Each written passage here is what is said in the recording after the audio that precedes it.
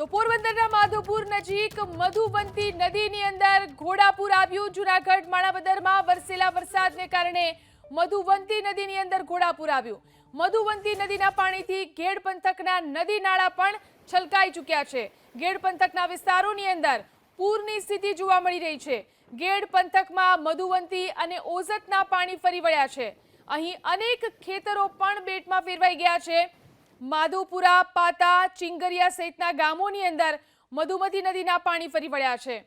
તો ગેડ પંથકના વિસ્તારોની અંદર પૂરની સ્થિતિ જોવા મળી રહી છે। આપણે આવી ચૂક્યા છીએ માધવપુર ગેડના મધુવંતી નદીમાં, જ્યાં ઘોડાપુર આવ્યા છે।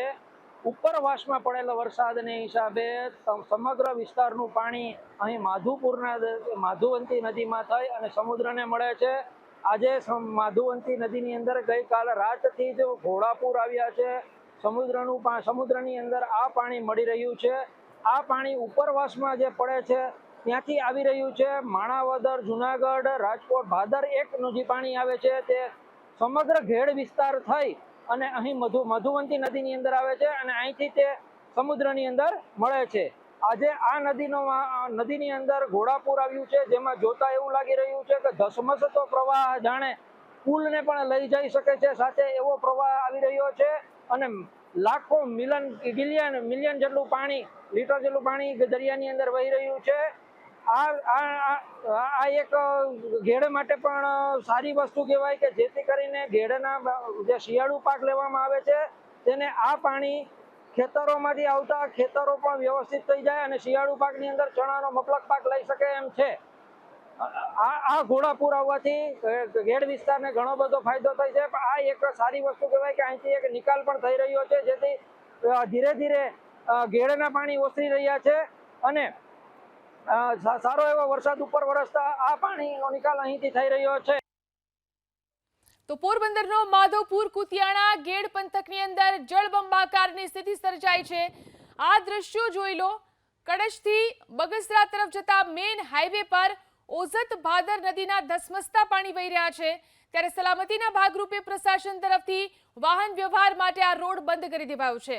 આ ઉપરાંત મૈયારીથી બગસરા અને ગરેજથી મૈયારી સુધીના રસ્તા ઉપર પણ નદીની જેમ પાણી વહેતા સલામતીના ભાગરૂપે રોડ રાહદારીઓ અને વાહન ચાલકો માટે બંધ કરી દેવામાં આવ્યો છે। તો પાણી ઓસરતા બંધ કરાયેલા કેટલાક રસ્તા પર પુનઃ વાહન વ્યવહાર શરૂ કરી દેવાયો। આ તરફ ઓઝત ભાદર નદીમાંથી વિપુલ પ્રમાણમાં આવક થતા હાલ પ્રશાસને ભાદર પુલના દરવાજા ખોલી અને દરિયામાં પાણી છોડ્યું છે। ભાદર પુલના દરવાજા ખોલાતા આસપાસના લોકોને સાવચેત રહેવા સૂચના આપવામાં આવી છે। એની અંદર પોરબંદરના ગામોની અંદરની વિઝિટ હું અને એસડીએમ સાહેબના સાનિધ્યમાં અમે બેને ભેગી એન્ટ્રી કરવામાં આવેલ છે તપાસણી કરવામાં।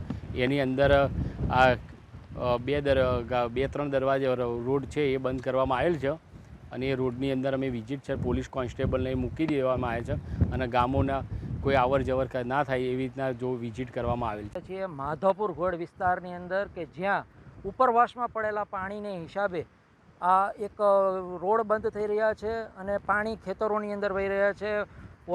પોરબંદરની અંદર ઘેડ વિસ્તારની અંદર ઉપરવાસમાં પડેલા વરસાદને હિસાબે 19 ગામોને એલર્ટ કરવામાં આવ્યા છે, જેમાં ચિંગરિયા, કળછ વગેરે ગામો પણ આવી રહ્યા છે અને આજે આપણે જે વિસ્તાર જોઈ રહ્યા છે તે છે માધવપુર ઘેડ વિસ્તારનો ભાદર ડેમ। ભાદર ડેમથી ગરેજ જતા રસ્તાઓ ઉપર અત્યારે વહીવટીતંત્ર દ્વારા રસ્તો પાર કરવાની મનાઈ કરવામાં આવી છે। ચુસ્ત પોલીસ બંદોબસ્ત અને વહીવટીતંત્ર દ્વારા મામલતદાર અને એસડીએમ દ્વારા આ રસ્તાની તપાસ કરી અને આ રસ્તો બંધ કરવામાં આવ્યો છે। અંદરની સાઈડમાં જવાની મનાઈ કરવામાં આવી છે।